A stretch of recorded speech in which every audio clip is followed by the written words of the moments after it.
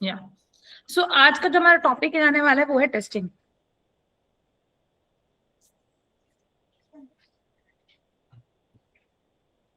अब टेस्टिंग का कॉन्सेप्ट क्या है, इसको बेसिकली हिपोथेसिस टेस्टिंग भी कहते हैं।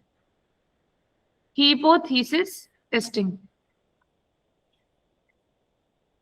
अब हिपोथेसिस टेस्टिंग मतलब कि कोई भी यस कॉन्सेप्ट, मतलब हाइपोथेसिस बोल सकते हो, टेस्टिंग दोनों चीज बोल सकते हो, कोई फर्क नहीं पड़ता दोनों में। हाइपोथेसिस टेस्टिंग ही है बट उसको टेस्टिंग भी कह देते हैं।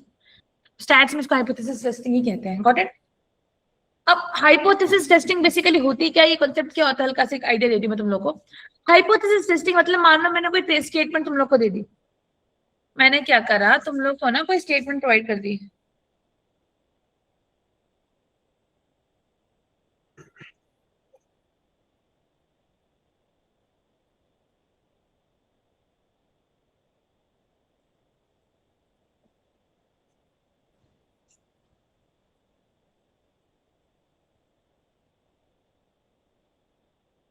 या सो मैंने क्या कहा, अब मैंने तुम लोग को स्टेटमेंट दे दी। मैंने उस स्टेटमेंट में क्या कहा कि यार ऑन एन एवरेज में एक दिन के अंदर, ऑन एन एवरेज में एक दिन के अंदर, एवरेज में एक दिन के अंदर क्या करती हूँ, एक दिन के अंदर मैं 20 पीपीटीज बना सकती हूँ। क्या बोला मैंने? एक दिन के अंदर मैं 20 पीपीटीज है, एक दिन के अंदर मैं 20 डेटा सेट्स को एनालाइज कर सकती हूँ। Got it. ये मैंने तुम लोग को एक स्टेटमेंट दे दिया, ये मेरी हिपोथेसिस है कि यार कि मैं एक दिन में 20 डेटा सेट एनालाइज कर सकती हूँ। मैंने ऑन एन एवरेज मेरा एक दिन का एवरेज बताया। अब तुम लोगों ने क्या करा, रैंडमली मेरे किसी, तुम लोगों ने क्या करा, रैंडमली मेरे वहीं पूरे मंथ में से किसी भी 10 दिन का रिकॉर्ड लिया, 10 दिन की मेरे सिस्टम का रिकॉर्ड लिया और तुम लोगों ने मेरा एवरेज निकाला। उस दिन जब तुम लोगों ने मेरा एवरेज निकाला तो एक्चुअल में मेरा जब एवरेज निकला उस 10 सैंपल का, मतलब मैंने पूरे महीने का 20 बोला, बट जब तुमने उन 10 दिन का मेरा एवरेज निकाला, मेरे सिस्टम में से देखा मैंने कितने डैशबोर्ड्स क्रिएट करे पावर बीआई के अंदर, तो वो मेरे आए 18। अब मैंने बोला कितने था, 20 for the in general pattern, and तुमने जब एक छोटा सैंपल उठाया उसी में से आंसर कितना आ रहा है, 18।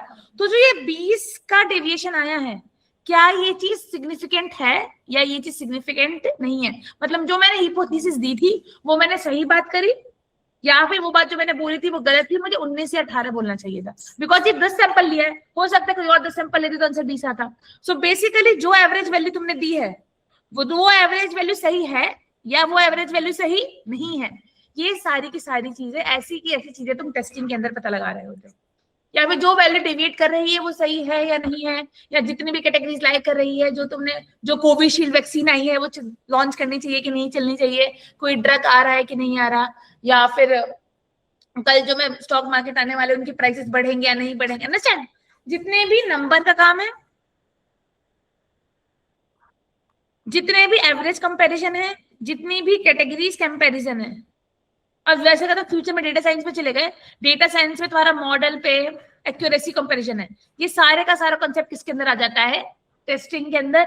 और टेस्टिंग के अंदर बेसिकली हम क्या सीखने वाले हैं आज, हिपोथेसिस टेस्टिंग, कि जो हिपोथेसिस पास की गई है वो करेक्ट है या वो करेक्ट नहीं है। Got it. Hypothesis testing idea लग गया क्या होता है? मैम एक बार दोबारा बताना जो बताया अभी। अब बता रही है। सो बेसिकली हिपोथेसिस टेस्टिंग मतलब,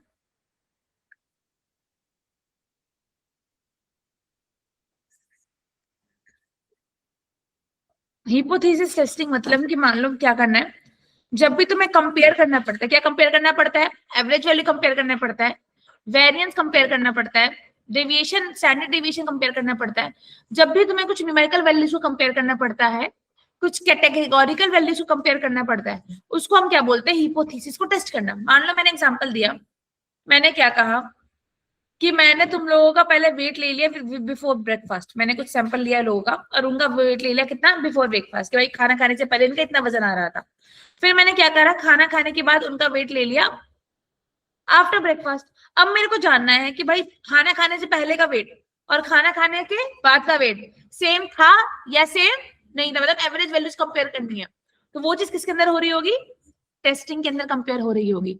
या फिर मैंने क्या बोला, मान लो किसी कंपनी ने बोला यार हम अपने एम्प्लॉयज को एवरेज में 25,000 सैलरी देते हैं, अगर कोई इंटर्न आ रहा है तो हम इंटर्न्स को एवरेज पे 25,000 का वो हम पे रोल दे रहे हैं, इंटर्न को या फिर मेरे फ्रेशर्स को 25,000 वो लोग पे कर रहे हैं। अब मैंने क्या करा, उन्होंने अपने सारे एम्प्लॉयज को बताया था, मैंने उनकी कंपनी में से कोई 10 बंदे उठा लिए और मैंने उन 10 बंदों का एवरेज निकाला, वो मेरा कितना आ रहा था, 23,000। तो अब हिपोथेसिस बैठती है कि भाई जो उन लोगों ने हिपोथेसिस दी थी, मतलब जो उन लोगों ने स्टेटमेंट दी थी, वो सिग्निफिकेंट थी या वो सिग्निफिकेंट नहीं थी। तो उन्होंने जो 25,000 अमाउंट बोला था वो सही था बोलना कि उनको थोड़ा कम या थोड़ा ज्यादा बोलना चाहिए था। सो बेसिकली एवरेज में जो डिफरेंस आया है उतना चलता है या फिर उतना ही बहुत ज्यादा हो गया। तो स्टैंडर्ड डिवीजन जो आया है वो ज्यादा है या कम है, वही चीज टेस्टिंग अंदर पता चलता है। अंडरस्टूड। मान लो मैंने कोई मॉडल बनाया, उस मॉडल को मैंने क्या करा, ट्रेन करा। अब कंपनी वालों ने बोला था भाई इस मॉडल की जो एक्यूरेसी है वो 0.86 है, मतलब वो 86% मैटर पे सपोर्ट करता है। मैंने उसकी निकाल दी, तब मेरी कितनी आ रही है, 0.84 आ रही है। अब 0.84 पे मुझे उस मॉडल को पास करना चाहिए या मुझे उसको वापस से ट्रेनिंग में भेज देना चाहिए, वो चीज मुझे टेस्टिंग करके पता चलती है, उसको टेस्टिंग कहते हैं। मतलब कि जो वैल्यू डिक्लेयर की गई उनके वाया वो एक्चुअली वो सिग्निफिकेंट थी या जो वैल्यू उन लोगों ने बोली वो सिग्निफिकेंट नहीं थी। अंडरस्टैंड? मतलब जो चीज पूरे पॉपुलेशन के लिए बोली गई है, क्या वो चीज एक छोटे सैंपल के लिए फिट हो रही है? Got it? आइडिया है? जो चीज मैंने बोला पूरी क्लास के लिए, जो चीज मैंने बात कही, तो अगर मेरी पूरी क्लास में से तुम रैंडमली कुछ 5 बंदों को भी उठा के वो चीज चेक करोगे तो क्या वो चीज पूरी क्लास के लिए फिट हो रही है? कहीं कुछ आउटलायर्स तो नहीं आ गए, कुछ एक्सट्रीम वैल्यूज तो नहीं आ गई? ये सारे काम हम टेस्टिंग के अंदर पढ़ रहे होते। क्लियर है? जैसे जैसे तुम टेस्टिंग करोगे, हम 10-12 तरह की टेस्टिंग सीखेंगे, करते करते तुम्हें क्लियर होगा कि अच्छा ये टेस्टिंग है, ये टेस्टिंग है, और इन जनरल तुम्हें एक आइडिया लग रहा होगा। Got it? अब हिपोथेसिस टेस्टिंग मतलब बेसिकली जो स्टेटमेंट दिया गया है उसका तुम क्या चेक करते हो, सिग्निफिकेंस। क्या चेक करते हो? Significance of the hypothesis. This is called, इसी को टेस्टिंग बोलते हैं कि वो चीज सिग्निफिकेंट है या वो चीज सिग्निफिकेंट नहीं है। अब स्टार्ट करते हैं। ओके, अब पहला टास्क आता है, how to decide which test to perform. अब भाई बहुत सारी टेस्टिंग होती है, अब हम कैसे डिसाइड करेंगे हमें कौन सा टेस्ट करना है? T test, F test, G test, ANOVA, MANOVA, कनोवा, ए बी टेस्टिंग। मुझे किस तरीके की टेस्टिंग परफॉर्म करना है? टेस्टिंग तो बहुत तरीके की है, मैं कौन सी टेस्टिंग परफॉर्म करूंगी? सो टेस्टिंग परफॉर्म करने के लिए तुम 3 चीजें देखते हो। पहली चीज देखते हो तुम लोग नंबर ऑफ ग्रुप्स,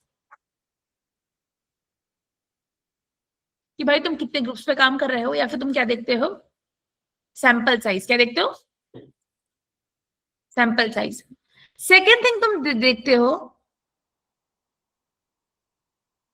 सेकेंड चीज जो तुम देखते हो वो तुम देखते हो नॉर्मल डिस्ट्रीब्यूशन, कि जो तुम्हारा डेटा सेट है वो नॉर्मल डिस्ट्रीब्यूशन में आ रहा है या नहीं आ रहा, या वो बायनॉमिनल में आ रहा है, मल्टीनॉमिनल में आ रहा है। बिकॉज अगर वो नॉर्मल डिस्ट्रीब्यूशन पे होगा तो उस पर अलग टेस्ट परफॉर्म होते हैं, अगर वो बायनॉमिनल में है तो उस पर हम अलग तरीके के टेस्ट परफॉर्म कर रहे होते हैं। So now you all know, मैंने तुम्हें डिस्ट्रीब्यूशन क्यों पढ़ाए थे। तो फ्यूचर में जब तुम डेटा सेट के ऊपर टेस्टिंग परफॉर्म कर रहे हो कंपनी के अंदर, तुम्हें पहले ये देखना पड़ेगा कि डेटा कौन सी डिस्ट्रीब्यूशन का है, और अगर वो नॉर्मल डिस्ट्रीब्यूशन का डेटा होगा तो नॉर्मल डिस्ट्रीब्यूशन वाला टेस्ट परफॉर्म करोगे, अगर वो बायनॉमिनल डिस्ट्रीब्यूशन का डेटा होगा तो उसमें तो बायनॉमिनल डिस्ट्रीब्यूशन का टेस्ट परफॉर्म कर रहे होगे। तो टेस्टिंग के अंदर तुम्हें डिस्ट्रीब्यूशन देखना पड़ता है कि नॉर्मल डिस्ट्रीब्यूशन है या नहीं है, कोई और डिस्ट्रीब्यूशन तो नहीं है।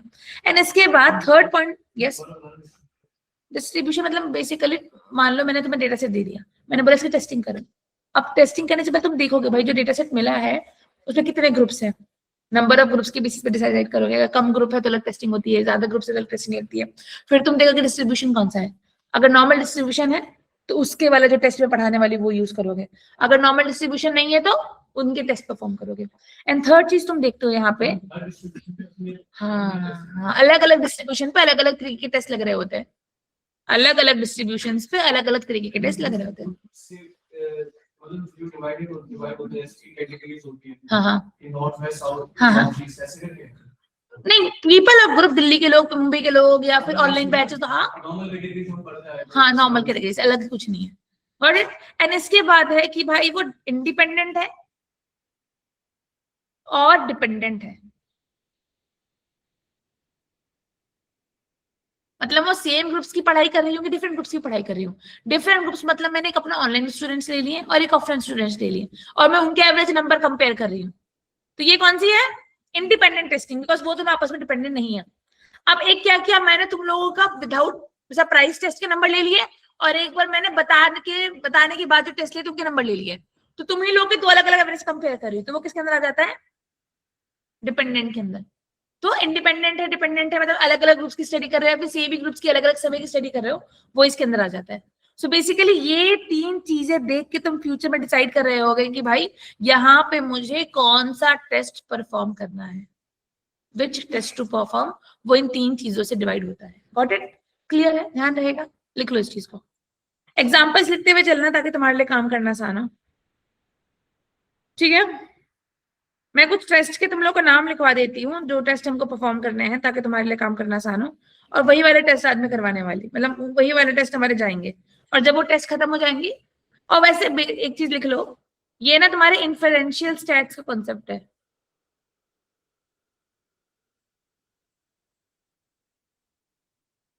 इन्फरेंशियल स्टैटिस्टिक्स क्या होती है मैं प्रॉपर सब डिस्कस करूंगी, बट हाँ इन्फरेंशियल स्टैट्स में आती है हिपोथेसिस टेस्टिंग।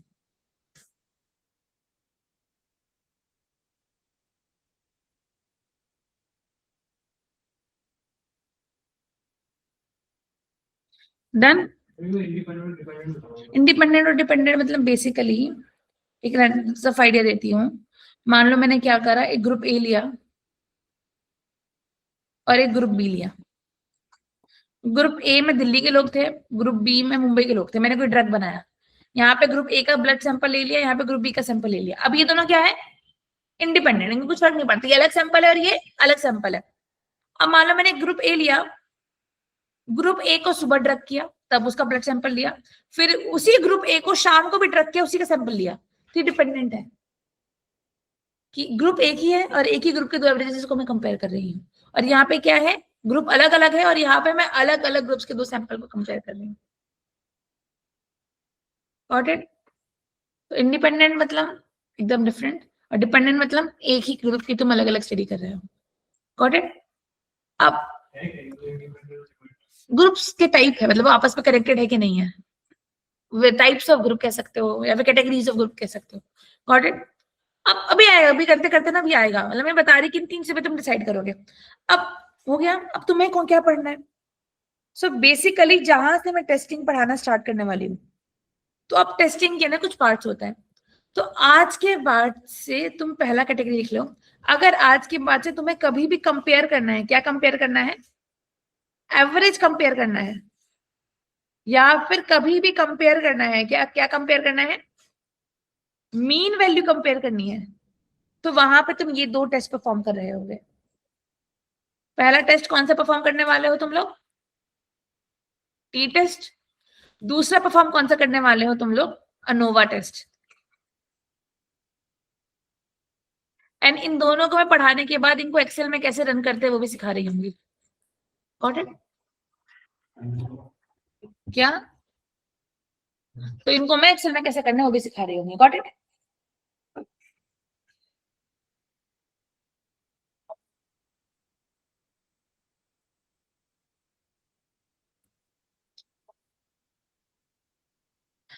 लिख लिया इसको?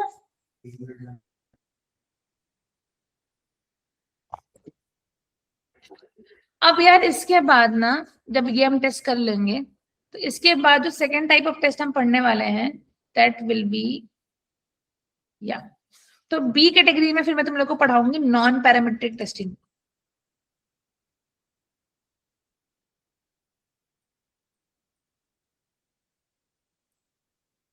और नॉन पैरामीट्रिक टेस्टिंग होती है मतलब जहां पे data is not normally distributed, मतलब जहां पे नॉर्मल डिस्ट्रीब्यूशन नहीं होता है वहां पे नॉन पैरामीट्रिक टेस्टिंग चलती है। क्लियर है? जहां पे नॉर्मल डिस्ट्रीब्यूशन नहीं होता है वहां पे नॉन पैरामीट्रिक टेस्टिंग चलती है, याद रखना, जहां पे नॉर्मल डिस्ट्रीब्यूशन नहीं होता है। और इसके अंदर जहां पे नॉर्मल डिस्ट्रीब्यूशन है उनकी अलग टेस्टिंग होती है, पर जो डेटा सेट नॉर्मल डिस्ट्रीब्यूशन को फॉलो नहीं कर रहे हैं, मतलब जहां पे मिडिल क्लास की फ्रिक्वेंसी ज्यादा नहीं है, वहां पे ये वाले टेस्ट लगते हैं। कौन कौन से टेस्ट देख लो तुम लोग। अब हो सकता है तुम मैंने इनमें से कुछ कुछ टेस्ट के नाम सुने हो, मुझे नहीं पता, तुम बताना उसके हिसाब से। पहला जो तुम लोगों ने पढ़ा होगा, यू टेस्ट। यू टेस्ट को ऐसे भी कहते हैं कई बार, Mann Whitney U test. Yes, MANN। Manhattan वाला मैन नहीं है, so, मैन। इसके बाद मैंने क्या बोला, Wilcoxon signed rank test, then the third test you will be studying is, ये नाम सुना है क्या तुम लोगों ने? सिलिकॉन, विलिकॉन है, विलिकॉन है, सिलिकॉन थोड़ी है। ये एस कहाँ से लग रहा है यार, इतनी बेकार राइटिंग नहीं है मेरी। इसके बाद मैंने क्या लिखा, Kruskal Wallis test, Mann Whitney U test. हाँ, मैन विटनी, ये हमारे उसका नाम है टेस्ट मैथमेटिशियन का। क्रुस्काल का नाम सुना होगा तुम लोगों ने, अगर तुम टेक्निकल डिग्री कर रहे हो तो। अगर तुम बीसीए, बीटेक या बीएससी कंप्यूटर साइंस के स्टूडेंट हो, तुम लोगों ने क्रुस्काल का नाम अच्छे से सुना होगा। कहाँ सुना है, बताना जरा, कोई बताना चाहेगा? और इसके बाद लास्ट टेस्ट जो मैं इसे पढ़ा रही हूँ तुम लोगों को, वो होगा Friedman test. Kruskal and Wallis Wallis, WALLIS test, got it? तो जहां जहां नॉर्मल डिस्ट्रीब्यूशन नहीं होती वहां पे ये 4 टेस्ट लगते हैं जनरल। फ्राइडमैन, हाँ, जब तुमको कढ़ाई में हम डाल देंगे, उसके बाद तुम्हारा जो हाल होगा उसी का वही है फ्राइडमैन।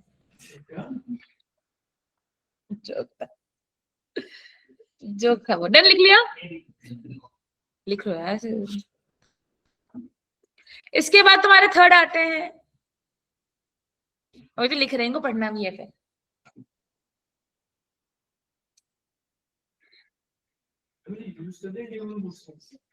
गमरी यूज करते लोग, टेस्टिंग पे काम कर रहे होते हैं।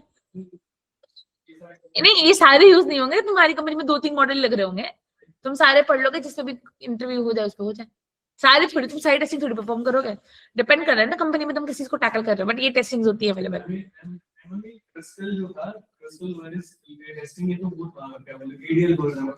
नहीं, क्रिस्कास नहीं, वो क्रिस्टास एल्गोरिथम था, वो शॉर्टेस्ट पाथ एल्गोरिथम पढ़ा होगा तुमने। हाँ, शॉर्टेस्ट पाथ एल्गोरिथम में आता था ये, ग्राफ्स के अंदर, डीएसए में, बीएफएस डीएफएस, बट वही उसी बंदे ने ये भी दिया है, मतलब एक बंदे की काम नहीं कर रहा, उन लोगों ने बहुत एल्गोरिथम दिए होते। Got it? चलो डन। इसके बाद तुम लोग लिख लो नेक्स्ट, लाइक ये इनमें से 2-3 इंपॉर्टेंट है, ये बहुत इंपॉर्टेंट है, लाइक ये जो फर्स्ट टेस्टिंग लिखी ना मैंने यहाँ पे, ये वाली, ये इंपॉर्टेंट है, इन पे तुम स्टार मार्क कर सकते हो। ए वाले यार इंपॉर्टेंट, एंड इन पे तुम स्टार मार्क करना। क्लियर है? इसके बाद जो थर्ड आता है तुम्हारा, सी कैटेगरी जो हम पढ़ रहे होंगे, तो सी कैटेगरी जो हम पढ़ रहे होंगे वो होगा कैटेगरिकल डेटा के लिए, कैटेगोरिकल डेटा। तो अगर आज के बाद से कभी भी कैटेगोरिकल डेटा सेट तुम्हारे पास अवेलेबल है, अगर तुम्हें उस पर टेस्टिंग परफॉर्म करनी है, तो पहली टेस्टिंग जो तुम परफॉर्म करते हो उसको बोलते हैं chi square test. Chi square test, chi square का नाम सुना है? और सेकेंड टेस्ट तुम पढ़ रहे होगे Fisher exact test. Chi square सुना है कभी लाइफ में? इसको काय बोलते हैं, ये सिंबल है ना, ये सिंबल, एक second, this symbol is called काय। अल्फा बीटा गामा होता है ना, इस सिंबल काय बोलते हैं। काय स्क्वायर टेस्ट मतलब काय स्क्वायर का टेस्ट, तो ये इसका मैथमेटिकल रिप्रेजेंटेशन होता है, इसे बोलते हैं chi. The symbol is called chi and chi square test. Got it? बाकी काय स्क्वायर टेस्ट अगर तुम लोग कभी नंपाई खोलोगे तो नंपाई के अंदर भी मिल रहा होगा, और काय स्क्वायर डिस्ट्रीब्यूशन होता है जो मैंने नहीं पढ़ाया था, जो मैं यहाँ पे पढ़ा रही हूँ। हाँ, फिशर एग्जैक्ट टेस्ट। इस सिंबल का नाम काय है, ये नहीं, जैसे कि अल्फा है, ये बीटा है, वैसे ये काय है। इसको म्यू बोलते हैं, और इसको डेल्टा बोलते हैं। डेल्टा क्या था? ये ओम होता है। लैटिन ग्रीक वर्ड्स होंगे कहीं के, अंडरस्टैंड? तो वहीं पे काय बोलते थे इसको।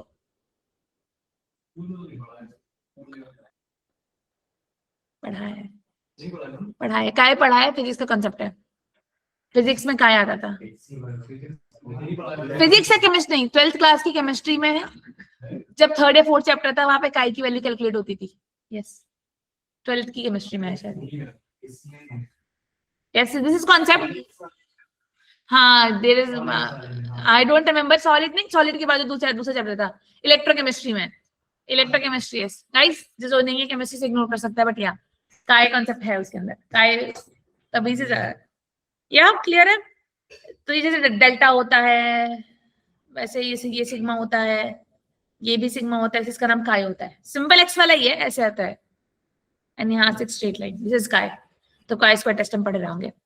स्काई स्क्वायर टेस्ट के बाद तुम लोग काय स्क्वायर टेस्ट पढ़ा दूंगी, इसके बाद तुम लोग कोरिलेशन टेस्ट भी करेंगे हम लोग, लिख लो कोरिलेशन टेस्ट। कोरिलेशन समझ आता है? कोरिलेशन मतलब जब भी तुम्हें दो वेरिएबल्स के बीच का रिश्ता समझना है, दो वेरिएबल्स के बीच का रिलेशनशिप समझना है, मतलब कि वेरिएबल ए भी इसी क्लास को बिलोंग कर रहा है, वेरिएबल बी भी इसी क्लास को बिलोंग कर रहा है, तो जब भी तुम्हें रिलेशनशिप बिटवीन द वेरिएबल समझना है,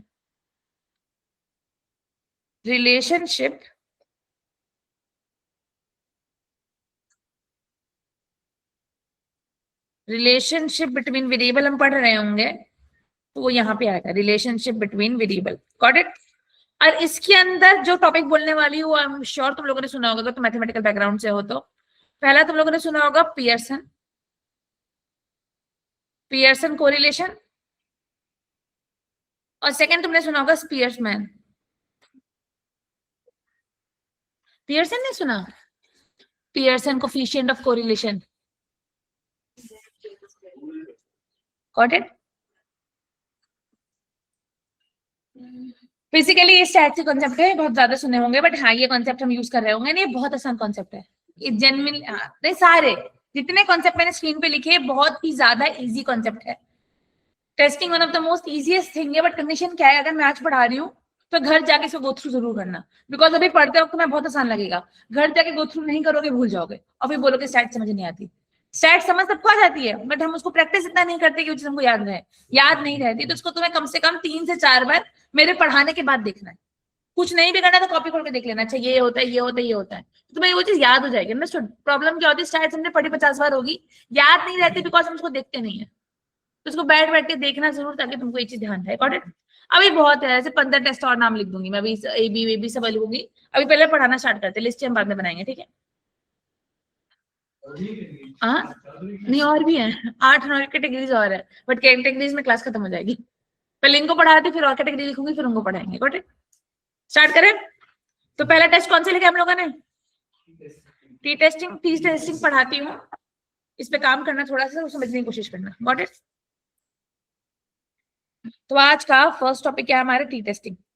वैसे एक प्रैक्टिकल चीज दिखाऊंगी तुम लोगों को, टी टेस्टिंग कहाँ लगती है। यहाँ पे जाने से पहले शायद कुछ लोगों ने देखी होगी कभी ना कभी, जब तुम एक्सेल ओपन करते हो ना, एक्सेल में तुम डेटा में जाते हो, डेटा में यहाँ पे डेटा एनालिसिस का ऑप्शन आता है, डेटा एनालिसिस के अंदर जब तुम स्क्रॉल डाउन करते हो ना, यहाँ पे टी टेस्ट लिखा है, टी टेस्ट, तीनों टाइप के टी टेस्ट आपको अवेलेबल। मतलब टेस्टिंग लगाना बड़ा आसान है, यहाँ पे जाएंगे टेस्टिंग हो जाएगी, बट कब लगाते हैं, कैसे लगाते हैं, बैकएंड का मैथमेटिक्स क्या है पहले वो पढ़ते हैं, फिर यहाँ पे आके लगा रहे होंगे, गॉट इट, क्लियर है। और ये डेटा का टैब सब में नहीं आएगा, डेटा एनालिसिस का इसको ऑन करना पड़ता है, जैसे पावर पिवट का टैब डाला था वैसे ही डेटा एनालिसिस का टैब डालना पड़ता है, यहाँ से मैनुअली ऐड नहीं होता। यहाँ पे फाइल में जाके, मोर में जाके, ऑप्शंस में जाके, एड-इन्स में जाके, यहाँ पे एक्सेल एड-इन्स को जाके गो करके, फिर यहाँ पे एनालिसिस टूल पैक होता है, फिर जब तुम इसको ओके करते हो तो यहाँ पे डेटा टैब के अंदर डेटा एनालिसिस का ऑप्शन आ जाता है, और इसके अंदर साइड टेस्टिंग आ रही होती है। साइड टेस्टिंग हम पढ़ रहे होंगे धीरे करके।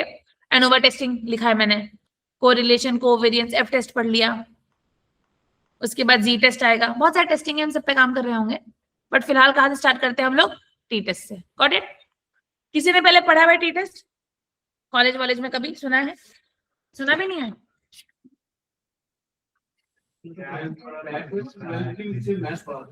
हाँ मालूम है, तो भी तो मैथ्स ही है।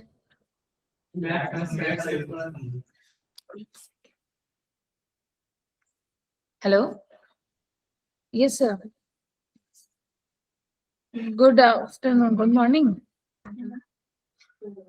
एक सेकंड देखना तो sir, good afternoon sir.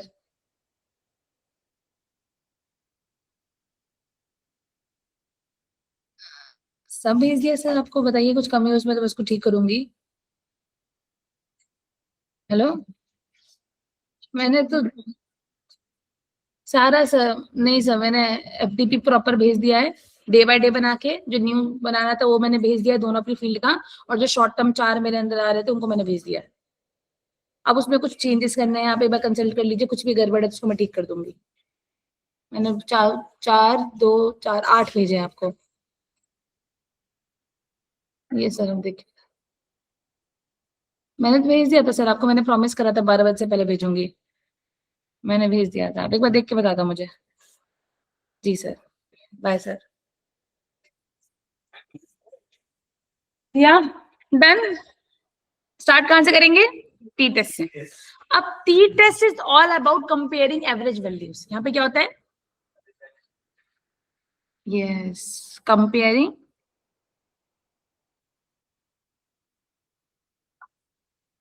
Comparing average values या फिर कंपेयरिंग मीन वैल्यूज। मीन का मतलब ही नहीं होता है, मीन का मतलब एवरेज होता है। क्लियर है? तो जब भी तुम एवरेज वैल्यूज कंपेयर करनी है वहां पे तुम टी टेस्ट परफॉर्म करते हो। बट टी टेस्ट का सबसे बड़ा रूल याद रखना, टी टेस्ट में जो तुम सैंपल साइज लेते हो वो सैंपल साइज छोटा होना चाहिए 30 से। तो जब भी तुम लेस देन 30 के सैंपल साइज पर टेस्टिंग परफॉर्म कर रहे होते हो उसे क्या बोलते हैं? Test testing. सैंपल साइज क्या होना चाहिए? 30 से छोटा होना चाहिए, याद रखना। अगर 30 से बड़ा हो गया और तुम्हें एवरेज कंपेयर करना है तब कुछ और टेस्ट लगेगा, वहां पे टी नहीं लगेगा। टी तभी लगेगा कि अगर तुमने 30 या 30 से कम लोगों का सैंपल उठाया, फिर कुछ डेविएशन आया, उस डेविएशन को तुम्हें जानना है वो सही है कि नहीं है, तब वो उसके अंदर आता है। ठीक है? 30 से छोटा सैंपल साइज, 30 से छोटा सैंपल साइज है तभी टी टेस्ट परफॉर्म करते हैं, वरना हम टी टेस्ट परफॉर्म नहीं करते। ये जो ध्यान रखना बड़ी इंपॉर्टेंट चीज है। या number of like sample size should be less than 30। Number of items नहीं, sample size. Got it? Sample size important चीज है।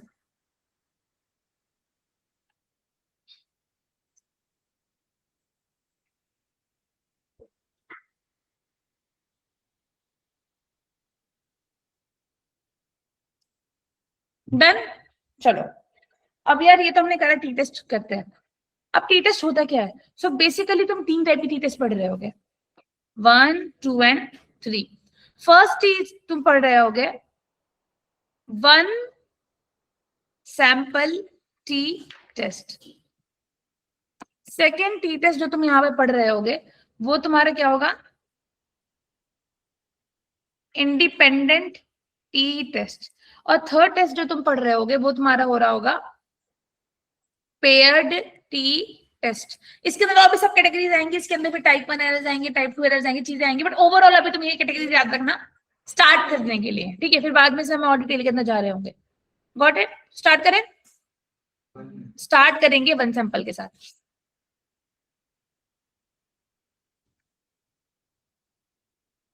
अब 1 सैंपल टी टेस्ट क्या है? बेसिकली जब भी तुम्हें किसी एवरेज वैल्यू को किसी भी फिक्स्ड वैल्यू से कंपेयर करना पड़ता है वहां पे तुम 1 सैंपल टी टेस्ट लेते हो। इन जनरल मैं बोलूंगी, जैसे मैंने 25,000 वाला एग्जांपल दिया था।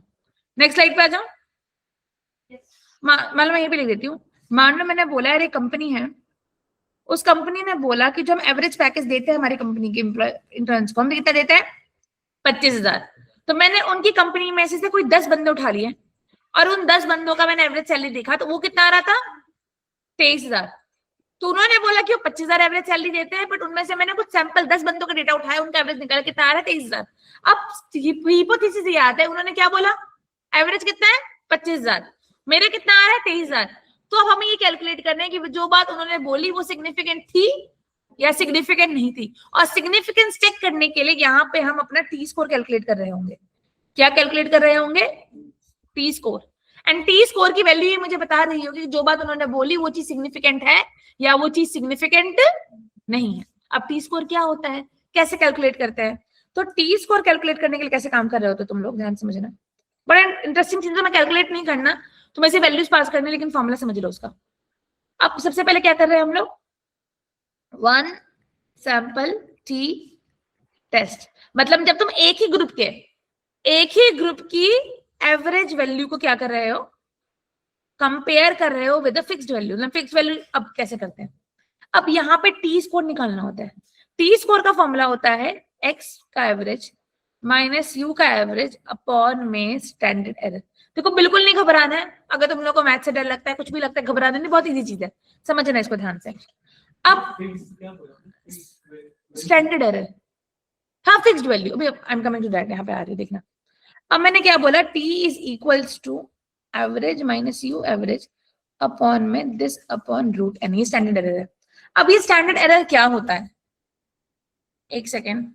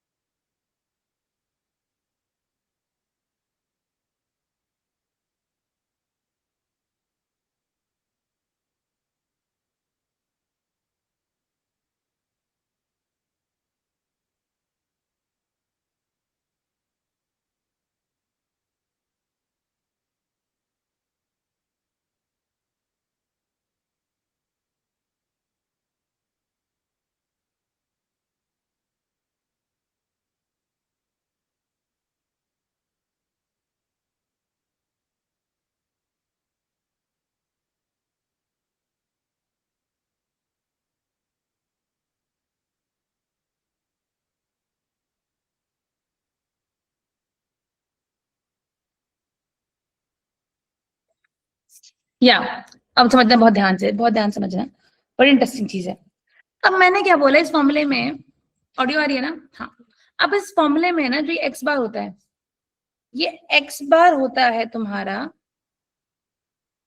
एवरेज ऑफ सैंपल, कि भाई जो तुमने 10 बंदे उठाए थे ना, उनका कितना एवरेज आ रहा था, गॉट इट। जो यू होता है ना तुम्हारा, ये होता है एवरेज ऑफ पॉपुलेशन, कि भाई जो कंपनी ने अमाउंट बोला था वो कितना बोला था। इसको बोलते हैं स्टैंडर्ड एरर। स्टैंडर्ड एरर मतलब पर हेड कितना एरर आ रहा है, स्टैंडर्ड एरर मतलब पर हेड कितना एरर आ रहा है। स्टैंडर्ड एरर का फॉर्मूला है ये, इसमें एस क्या है, डेविएशन कितना है, स्टैंडर्ड डेविएशन कितना है। स्टैंडर्ड डेविएशन नहीं होता ना कि दोनों के एवरेज में कितना डेविएशन आ रहा है, this is called standard deviation. तो भाई दो चीजों के एवरेज वैल्यूज में कितना डेविएशन आ रहा है, स्टैंडर्ड डेविएशन, प्लस एन क्या है, सैंपल साइज। अब वैसे मैंने फॉर्मूला लगाया, अब मेरे को टी स्कोर निकालना है। जब मैंने 10 बंदों का सैंपल उठाया था, उनकी सैलरी कितनी आ रही थी, 23,000। एक्चुअल में सैलरी कितनी थी, अपॉन में कितने का डेविएशन आ रहा है, 2,000 का। दो मीन में नेगेटिव नहीं होता, कितने का आ रहा है, 2,000 का, बाय कितने लोग का सैंपल उठाया था मैंने, 10 लोग का। अब जब तुम ये सारी वैल्यूज पुट करोगे ना, मतलब तुम्हें यहाँ पे लिख रहे हैं एक्सेल में, तुम सिलेक्ट करोगे एरे 1 एरे 2 या फिर आर में, तुम सिर्फ वैल्यूज पास कर दोगे। जब तुम वैल्यूज पास करोगे ना, तो यहां से ना तुम्हारे एक टी स्कोर की वैल्यू आ रही होगी, क्या आ रही होगी, टी स्कोर की ना एक वैल्यू कैलकुलेट होगी। अब ये जो वैल्यू कैलकुलेट हुई है ना, अब ध्यान समझना, ये जो वैल्यू कैलकुलेट हुई होगी ना, अगर ये वैल्यू एक क्रिटिकल पॉइंट से कम है, अगर ये जो वैल्यू निकलेगी वो एक क्रिटिकल पॉइंट से कम आ रही होगी, तो तुम बोलोगे भाई ये चीज सिग्निफिकेंट है, कंपनी ओनर ने जो बोला वो सही था। बट अगर ये वैल्यू एक क्रिटिकल पॉइंट से ज्यादा आएगी, तो तुम बोलोगे कंपनी ओनर ने गलत अमाउंट बताया, उसको अपने अमाउंट को रीइवैल्यूएट करने की जरूरत है। अब क्रिटिकल पॉइंट चेंज होता है, बट बाइट को तुम ये समझ सकते हो कि अगर इसको टी वैल्यू भी बोलते हो, कई बार इसको पी वैल्यू भी बोलते हैं।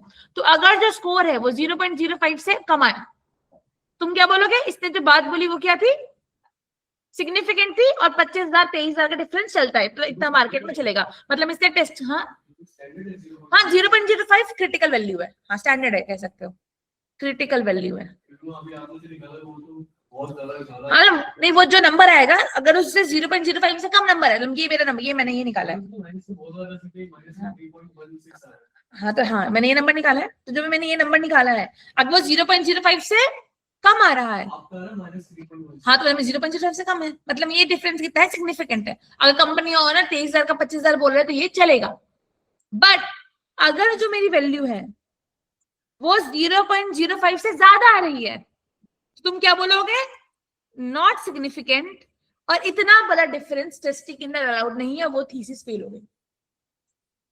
This is called T testing, कि तुम एक टी स्कोर कैलकुलेट करते हो on the basis of this formula, और अगर टी स्कोर की वैल्यू क्रिटिकल वैल्यू से कम आ रही है, मतलब थीसिस इज ओके, इतना डेविएशन मार्केट में चलेगा, टेस्टिंग इज ओके, बट अगर उसकी वैल्यू क्रिटिकल से ज्यादा आ गई तो वो असिग्निफिकेंट नहीं है, एंड उस वैल्यूज को चेंज करने की जरूरत है, उस पर फिर से काम करने की जरूरत है, उसको फिर से रिसर्च करने की जरूरत है। This is called t test in one sample technique. क्या ड्रॉबैक है बताओ? तो क्या फर्क पड़ता है? हाँ तो कुछ फर्क नहीं पड़ता, और कमाई कंपनी मार्जिन लेके चलती है यार। मैंने तुम्हें बोला, मैंने तुम्हें नौकरी पे रखा है, तो अगर तुम 2-3 दिन ऑफिस में लेट भी होगे तो मुझे इससे फर्क नहीं पड़ता, बट अगर तुम 10 दिन ऑफिस में लेट आओगे फिर तुम्हारी सैलरी कटेगी। अंडरस्टैंड? हर जगह इतना मार्जिन छोड़ा जाता है, उससे फर्क नहीं पड़ता। ये रूल है, ये स्टैटिस्टिकल, छोटे नंबर के लेने यार, ये 30 से कम का सैंपल है, उतनी नेगेटिव में वैल्यू जाएगी नहीं कभी। सैंपल कितना लिया है मैंने? 30 का लिया है, बट अगर 30 से बड़ा सैंपल है फिर टेस्ट बदलेंगे, फिर फॉर्मूला और कॉम्प्लेक्स होंगे। छोटे सैंपल के लिए हो रहा है ना, छोटे सैंपल के लिए फॉर्मूला है। हाँ नंबर के अकॉर्डिंग है ना, नंबर 30 ही लिया है मैंने, मतलब एन पे सबसे बड़ी वैल्यू कितनी आएगी मैक्स टू मैक्स, यहाँ पे मैं 30 से बड़ा नंबर डाल ही नहीं सकती हूँ, तो बाय 30 मैक्स ही जाएगा। अंडरस्टूड? समझ गए? आइडिया लग गया? अब यार थोड़ा समझते हैं इसके अंदर। अब यहाँ पे तो एक थोड़ा सा सरगुमाऊ चीज आती है।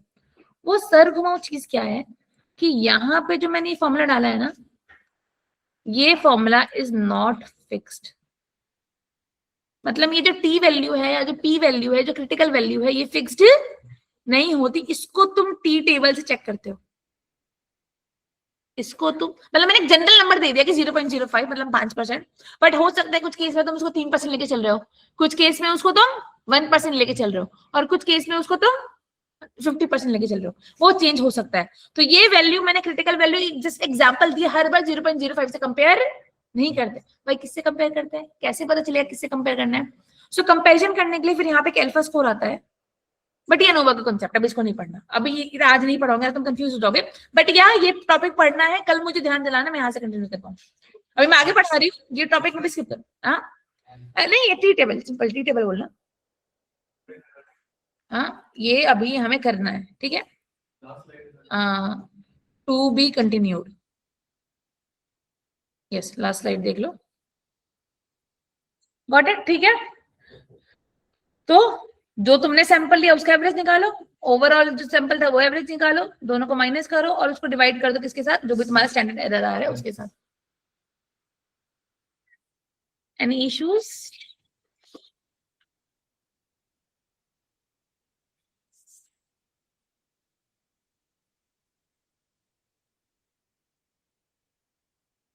यार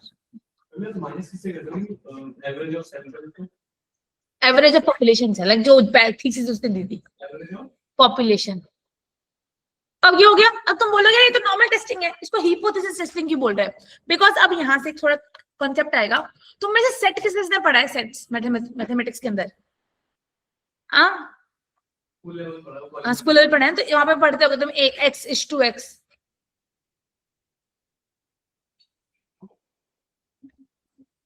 छोड़ो लीव, नहीं समझा रही। x रेशियो टू y ना, या x is x such that, या अभी कौन, यस कौन बोल रहे हैं? कुछ कहा किसी ने? नहीं, किसने हैंड रेज करा है? नमन कुछ डाउट है क्या? तुमने सुना है? नहीं मैम नहीं, गलती से हो गया था। गलती से हो गया था, चलो आ जाओ, आप समझना बहुत ध्यान से। अब मैंने क्या बोला, इसको हिपोथेसिस की टेस्टिंग क्यों कही गई? तो जनरली इसको कैलकुलेट करने से पहले ना तुम्हें एक हिपोथेसिस बनानी पड़ती है। हिपोथेसिस कैसे बनती है, इसको हिपोथेसिस की टेस्टिंग क्यों बोलते हैं? एक हिपोथेसिस होती है एच नॉट, जिसको बोलते हैं नल हिपोथेसिस।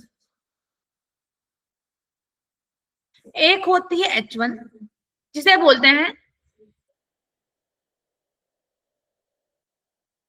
Alternative hypothesis. हाँ, अब यार ये होता क्या, थोड़ा ध्यान समझना। या अब नल हिपोथेसिस क्या होती है और ऑल्टरनेटिव हिपोथेसिस क्या होती है? जो स्टेटमेंट तुम चेक कर रहे हो उसको किस में डालते हैं? नल के अंदर। मतलब नल हिपोथेसिस क्या होगी कि एवरेज सैलरी कितनी है? 25,000 है। और उसके अलावा कि एवरेज सैलरी 25,000 नहीं है, इसे क्या बोलते हैं? H1 thesis. तो बेसिकली टी टेस्ट करने से पहले तुम्हें थीसिस डिसाइड करनी पड़ती है। जो स्टेटमेंट दी गई थी, मतलब जिस चीज को तुम चेक कर रहे हो, उसको तुम क्या बोलते हो? नल थीसिस। जिसको रिप्रेजेंट करते हैं किसके साथ? H नॉट से। इसे नॉट बोलते, जीरो नहीं बोलते, क्या बोलते हैं? नॉट। और एक थीसिस होती है कि जो बोली गई है उसका उल्टा, उसे तुम क्या बोलते हो? H1। H1 मतलब ऑल्टरनेटिव हिपोथेसिस, मतलब उसका उल्टा। अब तुम यहाँ पे अपना टी स्कोर निकालोगे। अब समझना, अगर टी स्कोर क्या आ रहा है? कम आ रहा है। किससे कम आ रहा है? 0.05 से। तो वो कौन सी थीसिस ट्रू है? H नॉट, मतलब नल थीसिस ट्रू है। और अगर तुम्हारे टी स्कोर की वैल्यू आ रही है किससे ज्यादा? 0.05 से, तो कौन सी थीसिस ट्रू है? H1 ऑल्टरनेटिव थीसिस ट्रू है। तो इंटरव्यूअर पूछेगा, वो तुम्हें स्टेटमेंट देगा, वो तुमसे पूछेगा कि ये एक नल हिपोथेसिस है कि ये एक ऑल्टरनेटिव हिपोथेसिस है। तो नल मतलब जो दिया गया है वो बात सही है, और ऑल्टरनेटिव मतलब जो बात दी गई है वो बात सही नहीं, वो बात क्या है? गलत है। मतलब नल मतलब सैलरी एवरेज 25,000 है, सही बोला। और अल्टरनेटिव मतलब सैलरी 25,000 नहीं है, कुछ और बोलनी चाहिए थी। 25 बोला था मैंने, 20 कहाँ बोला था?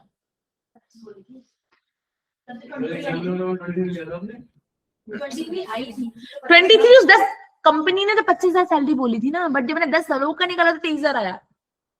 तो सवाल ये दो गाइस, डोंट गेट कंफ्यूज, मैं बोल रही हूँ कंपनी ने बोला कि हम 25,000 एवरेज सैलरी दे रहे हैं, ये उनका थीसिस था कि सैलरी 25,000 है। मैंने उनकी पूरी कंपनी में से कोई 10 बंदे उठाए, उनकी सैलरी गिनी, तो मेरा एवरेज बैठा था 23,000। तो क्वेश्चन बैठा कि जो मैंने 23,000 निकाला और जो उन्होंने 25,000 बोला, तो उन्होंने 25,000 सही बोला, मतलब वो चीज सिग्निफिकेंट थी बोलनी, उनको 23,000 बोलना चाहिए था। मतलब जो डेविएशन आया 2,000 का, वो सही था कि नहीं था? हाँ, हाँ, वहां पर चेक कर रहे थे। और यहाँ पे उसी चीज को थीसिस के हिसाब से बोलते हैं। ये स्टेटमेंट्स बहुत कॉमन है, इनको समझो। जो भी स्टेटमेंट दी गई उसको नल लोगे, और उसके अलावा जो भी उसका ऑल्टरनेटिव है उसको तुम H1 लोगे, हमेशा याद रखना। मान लो मैंने क्वेश्चन दिया कि तुम लोग को जब मैंने ऑनलाइन पढ़ाया तुम्हारी ये नंबर आया, जब मैंने तुम लोग ऑफलाइन पढ़ाया तुम्हारी ये नंबर आया, क्या दोनों केस में तुम लोगों ने सेम परफॉर्म करा? नहीं, सुनो, क्या तुम लोगों ने दोनों केस में सेम परफॉर्म करा? ये मेरी नल थीसिस है, मैंने तुमसे पूछा है। तो अगर तुम लोगों ने सेम परफॉर्म करा है वो क्या होगी? नल थीसिस। अगर तुमने सेम परफॉर्म नहीं करा वो क्या होगी? Alternative thesis. जो भी क्वेश्चन पूछा है ना इंटरव्यूअर ने, हाँ, तो जो स्टेटमेंट दी गई है that statement is called null hypothesis. तो अगर तुम्हारी क्रिटिकल वैल्यू 0.05 से कम आएगी तो तुम बोलोगे जो स्टेटमेंट दी गई है वो सही है, ये एक नल हिपोथेसिस है। बट अगर मेरी क्रिटिकल वैल्यू 0. लाइक जो भी आंसर है टी वैल्यू वो 0.05 से ज्यादा है, तो तुम बोलोगे जो स्टेटमेंट दी गई वो स्टेटमेंट क्या है? गलत है। और उस कॉन्सेप्ट को क्या बोलते हैं? Alternative hypothesis. ये टेक्निकल वर्ड है जो यूज किए जाते हैं। सिग्निफिकेंट और नॉन सिग्निफिकेंट की जगह नल एंड अल्टरनेटिव यूज किया जाता है। सिग्निफिकेंट मैंने वहां पे बोलते ना, सिग्निफिकेंट नॉन सिग्निफिकेंट, उसकी जगह पे ये शब्द यूज किए जाते हैं। These are the keywords, like stats की टर्मिनोलॉजीज, जैसे मशीन लर्निंग टर्मिनोलॉजीज होती हैं कि ये कॉलम हो गई, ये रो हो गई, फीचर हो गया, एट्रीब्यूट हो गए, वैसे ये इसकी टर्मिनोलॉजीज हैं। नल हिपोथेसिस और ऑल्टरनेटिव स्टेटमेंट्स हैं। Got it?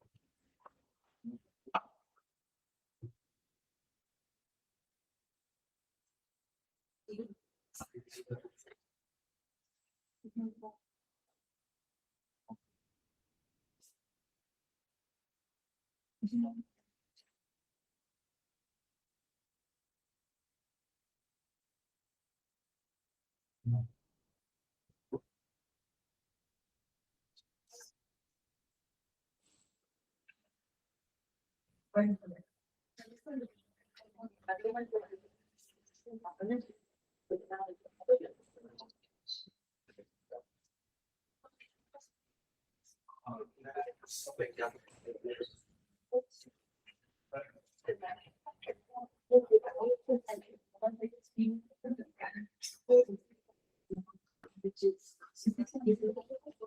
Got it, clear है? थोड़ा और समझाऊंगी। टाइप 1 पढ़ा है अभी हमने, टाइप 2 टाइप सी पढ़ते पढ़ते यू गेट एन आइडिया, तुम फ्लो हो गए। फर्स्ट एग्जांपल है, फर्स्ट एग्जांपल में चीजें समझ नहीं आती, क्लियर है? अगर तुम्हें 70% भी समझ आए, एनफ फॉर मी। एंड में मैं 90% तक ले जाऊंगी तुम लोग को, गॉट इट? अगले पे चलो। तो यार पहली टेस्टिंग कौन सी पढ़ी हम लोगों ने? One sample. वन सैंपल मतलब एक ग्रुप है, उसकी एवरेज वैल्यू ली और देखा कि एवरेज वैल्यू जो दी वो दी थी वो सही थी या सही नहीं थी, समथिंग लाइक दिस। अब तुम लोग को पढ़ना है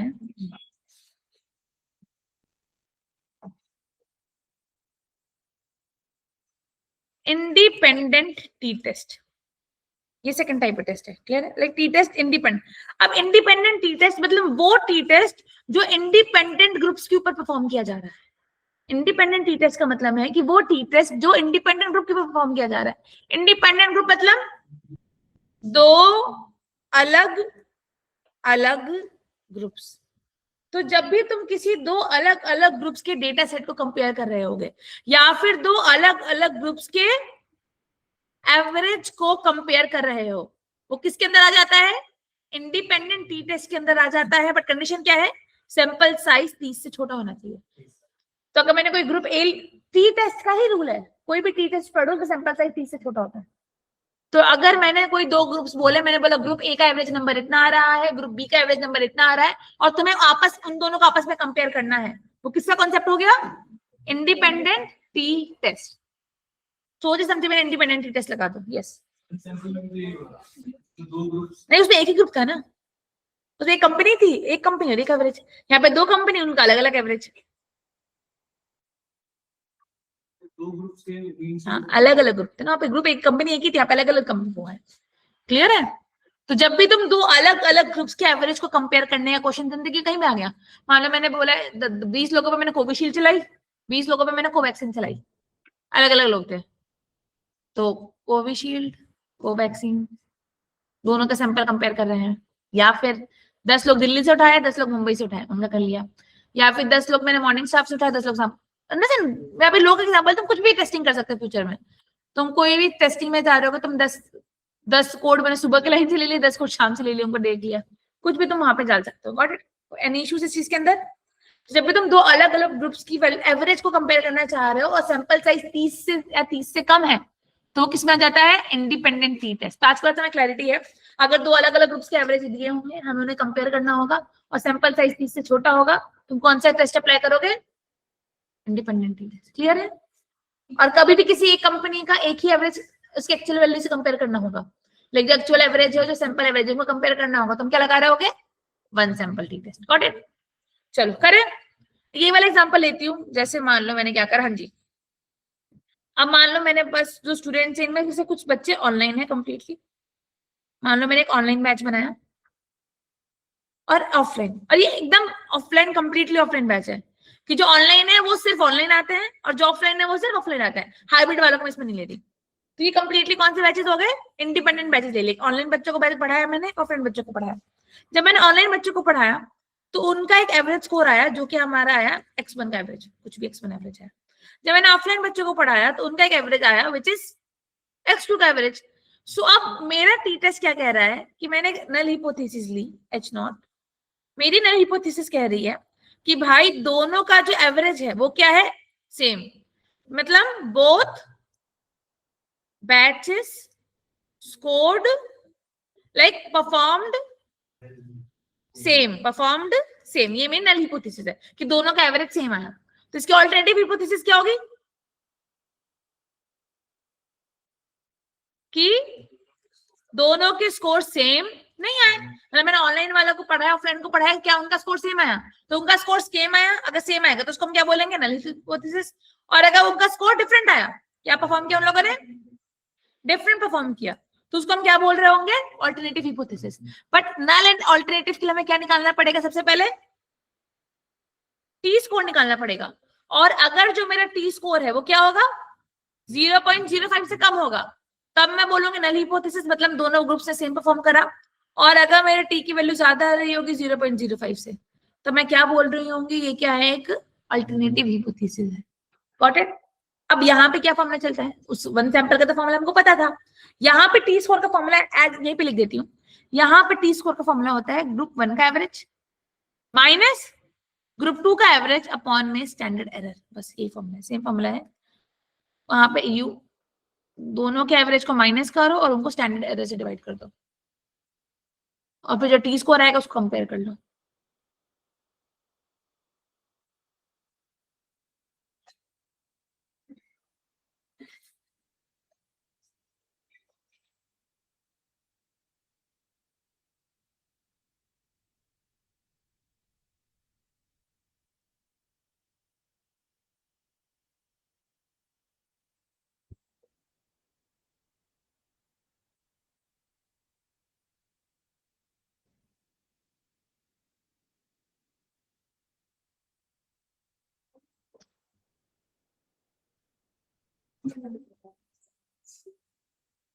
गॉट इट? आया दिमाग में घुसा? कोई इशू आया तो पूछ लो, मैंने दिया टाइम। सिंपल, कुछ नहीं करने। तो आज के बाद से जब भी मेरे पास दो ग्रुप्स हैं, उनके दो सैंपल्स मैंने उठाए, उनका कुछ एवरेज वैल्यूज आई हैं। अब मुझे कंपेयर करना है कि वो दोनों ग्रुप का एवरेज सेम है या उनका एवरेज सेम नहीं है। तो मैं उस फॉर्मूले में डाल के उनका टी स्कोर निकालूंगी, और अगर उनका टी स्कोर 0 लाइक जो भी क्रिटिकल वैल्यू है उससे कम आ रहा होगा तो मैं क्या बोलूंगी, मतलब कि है सेम, और ज्यादा लगा तो मैं बोलूंगी सेम नहीं है। बस यही टी टेस्ट है, दो मीन वैल्यूज स्टैंडर्ड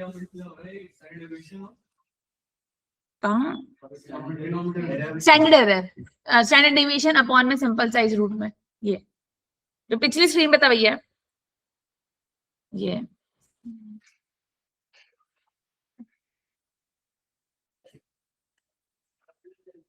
ये तो था। हाँ हाँ सेम है, नहीं सेम फॉर्मूला। किस पे? क्या फॉर्मूला बता रहा है? अरे भाई उस स्टैंडर्ड एरर को छोड़ो, वो दो वैल्यूज को कंपेयर कर रहा है, वैल्यू 1 प्लस वैल्यू 2, फिर उनका रूट ले रहा है। वो स्टैंडर्ड एरर ही है, बट वो दो डिफरेंट ग्रुप्स हैं। व्हाई डू यू वांट कि मैं इन लोगों को कंफ्यूज करूं? नहीं करना है। स्टैंडर्ड एरर मतलब पर हेड का एरर। लो भाई ये लो, ऐसा कुछ दो ग्रुप्स का निकाल के फिर उनका रूट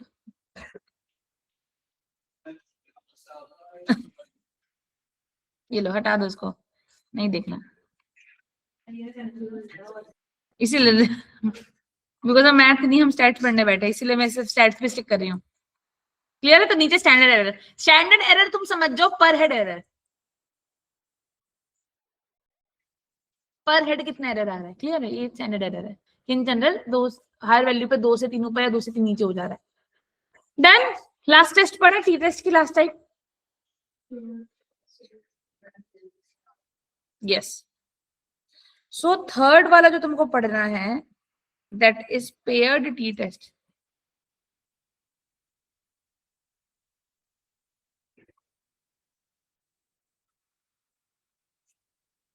अब पेयर टी टेस्ट मतलब जब तुम सेम ग्रुप के, क्या बोला, जब तुम सेम ग्रुप के दो डिफरेंट एवरेज कंपेयर कर रहे हो,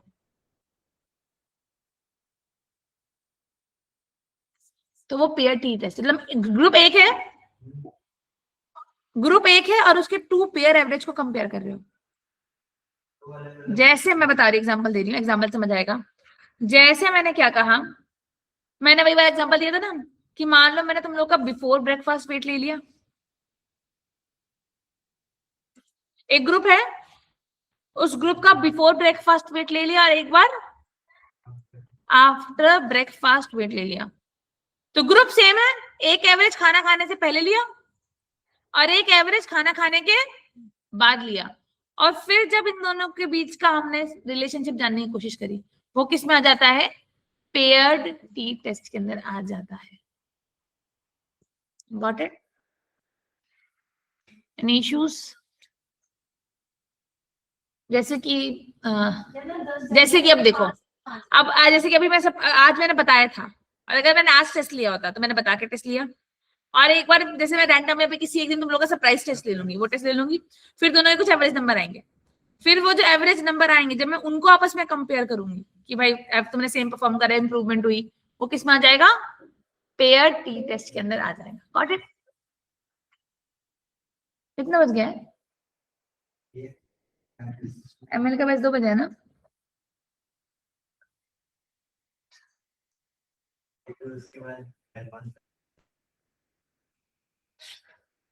मुझे कहीं नहीं जाना, वहीं पे हूँ, मैं पढ़ा सकती हूँ आराम से। वो टेस्ट के लिए मना कर रहा है। चलो डन।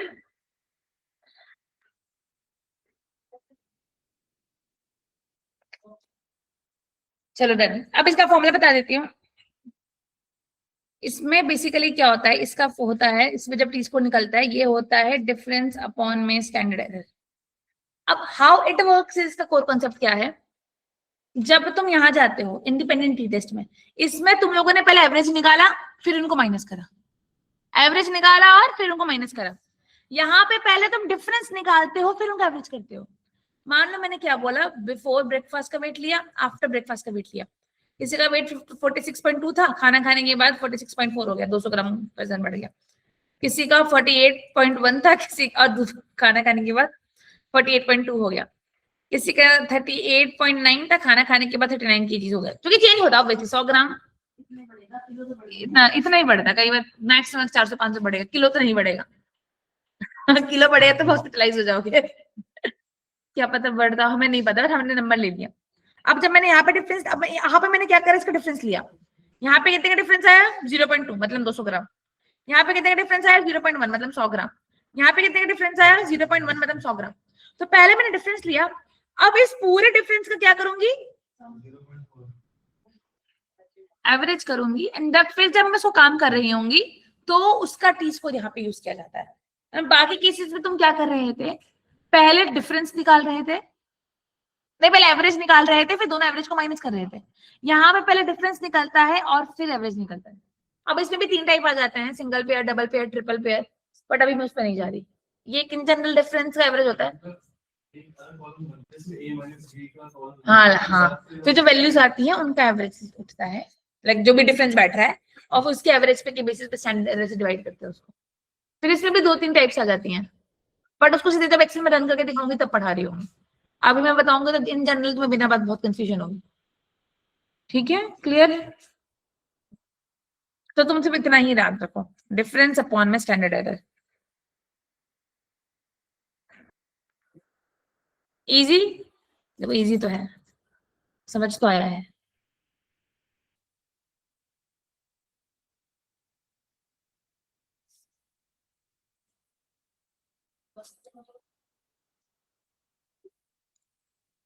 अब तुम लोग की एक आखिरी चीज दिखा देती हूँ कि अब हमें क्या करना है। दिख रहा है, ये तुम लोग के नोट्स है। अब अगर तुम ऑनलाइन जाके यहाँ पे जाके अगर तुम लोग सर्च करोगे, क्या सर्च करोगे, टी टेबल, इमेजेस में जाओगे तो ये टी टेबल है जो हमें सी, यही वो टी टेबल है जो हमको वो बता रही होगी।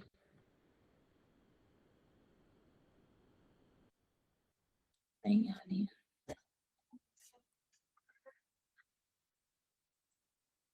या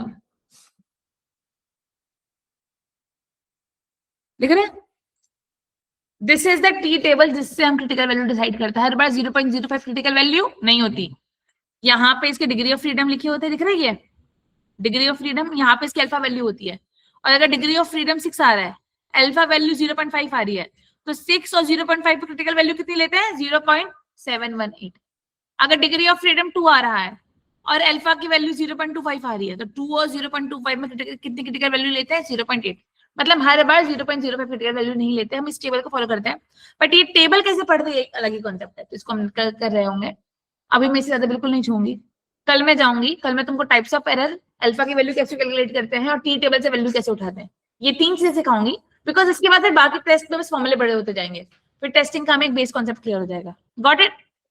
तुम्हें क्या करना है, तुम कुछ टास्क, हेलो यस या अभी जो बताया दोबारा बताना, इंटरनेट कनेक्शन। मैंने क्या बोला, अभी जब मैंने यहाँ पे पीपीटी में लिखा था ना, तो मैंने बोला था क्रिटिकल वैल्यू हम लोग कितनी लेते हैं यहाँ पे, 0.05। But 0.05 was just for an example. Her case में तुम 0.05 से कंपेयर नहीं करते, कुछ कई केसेस में क्रिटिकल वैल्यू चेंज होती है, और क्रिटिकल वैल्यू किसके बेसिस पे चेंज होती है? क्रिटिकल वैल्यू चेंज होती है on the basis of this table. इस टेबल में तुम यहाँ पे डिग्री ऑफ फ्रीडम कैल देखते हो, यहाँ पे अल्फा की वैल्यू देखते हो, और फिर जो भी यहाँ की क्रिटिकल वैल्यूज दी हैं इनमें से किसी एक से कंपेयर करते हो। बट ये डिग्री ऑफ फ्रीडम क्या होता है, ये अल्फा स्कोर्स क्या होता है, इस पर हम कल काम कर रहे होंगे। बट इससे पहले तुम्हें एक चीज रिसर्च करके आनी है, कुछ टास्क रिसर्च लिखो, क्वेश्चन लिखो, कुछ टास्क रिसर्च करना है। What are type 1 and type 2 errors? First task. What are type 1 and type 2 errors?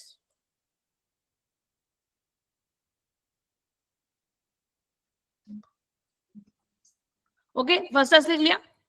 Second task जो तुम लोग को रिसर्च करके आना है, दैट इज, पूछूंगी मैं, देखते कौन कितना समझ में आता है।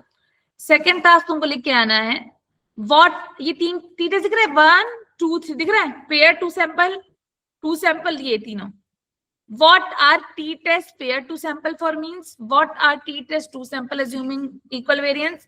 What are t-test to sample unequal variance? ये तीनों टाइप के t-test के बारे में पढ़ के और समझ के आना है।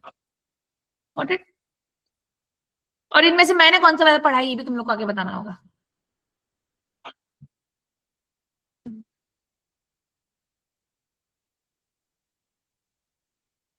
थोड़ा सा अपनी एनालिटिकल थिंकिंग स्ट्रॉन्ग करनी पड़ेगी, तुम लोग पढ़ के आना। कहीं से भी पढ़ सकते हो, कुछ को मुझे वो नहीं है। मेरा बेटर है कि भाई तुम जाओ थोड़ा रिसर्च मारो, इधर उधर देखो, यूट्यूब नहीं देखना है, फॉर्मुलेस देखने हैं, वेबसाइट्स देखनी है, चैट जीपीटी से पूछना है कि मुझे को समझाओ, कहीं पे कुछ नोट्स मिले उनको देखना, बस ये चीजें रिसर्च करके आनी है।